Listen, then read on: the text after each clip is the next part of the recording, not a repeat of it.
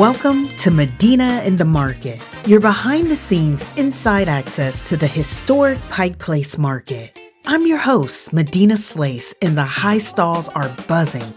Today, we're stepping onto the theater stage with Robynne Hawthorne, the owner, operator, and curator of the Rabbit Box Theater at Pike Place Market. How would you describe the Rabbit Box to someone stepping through those doors for the first time? The all of a sudden serendipity that can occur, that happens in here all the time. There is an awe to it. The nature of being underground does that. The way that we did the decor and the setup of the house, and also the type of people that come in. It's an all ages, all genre, all inclusive place for everything, featuring lots of different art, the film, the comedy, the music, the literary side of it, theater, bistro bar, and those are all words, but I think you have to experience it. You've worked in Seattle's music scene for decades. What experiences shaped your vision for this theater? The past, coming from childhood to, getting older and having 4 venues in Seattle that I've been really involved with, seeing the lack of space for people to be free to express themselves, that piece is missing. It's not as abundant. My experience is trying to keep that alive, and I feel like I've been kind of carrying it, from all the years of creating spaces for artists. The Rabbit Box references the literary work of Joseph Pintauro, specifically his Rainbow Box Quartet. How did you bring that world off the page and into this room?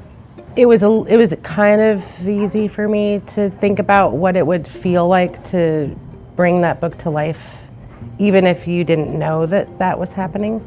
The first time I read the book, I cried, and then I wrapped it up in paper, and it stayed in that paper bag, that brown paper, for probably 5 years.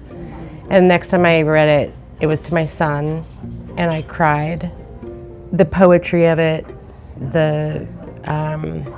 just the humanity, the connection that we have with people, because the rabbit is, and I may have said this many times, but the rabbit is a nuance between the unsaid. So if we all went through a pandemic, we're linked because of that, no matter what our cultural, racial, gender world is. Nothing really can take away the link that we have. And that participation is the rabbit, that emotional thing that we don't discuss but we all know is the rabbit. In November 2022, you were building about 18 months after Can-Can Theater's transition. Walk me through the decision to choose this location at that moment. So the process is long, and what was interesting about this space is I'd looked at 100 buildings and 4 hotels before this space was even in my sights to do something with. I wanted it to be all ages, and I probably wouldn't have continued if we weren't able to do that. It didn't feel right, because what I wanted to do was have a stage that featured and fostered younger artists. It started to become very clear that this was a perfect space for that.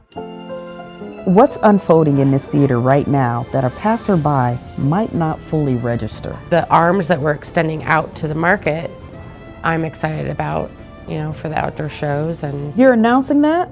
Well, we got approved. Okay, so is it off the press here? I guess so, because it's been approved for the 4th Fridays, July, August, September, and October. Robynne spearheaded an outdoor concert series, the first of its kind at Pike Place Market. It's very exciting because It's the city, it's Pike Place Market, it's vendors, it's base camp, it's a lot of the city collaborating to create really exuberant, fun, let's show what is inside of our city.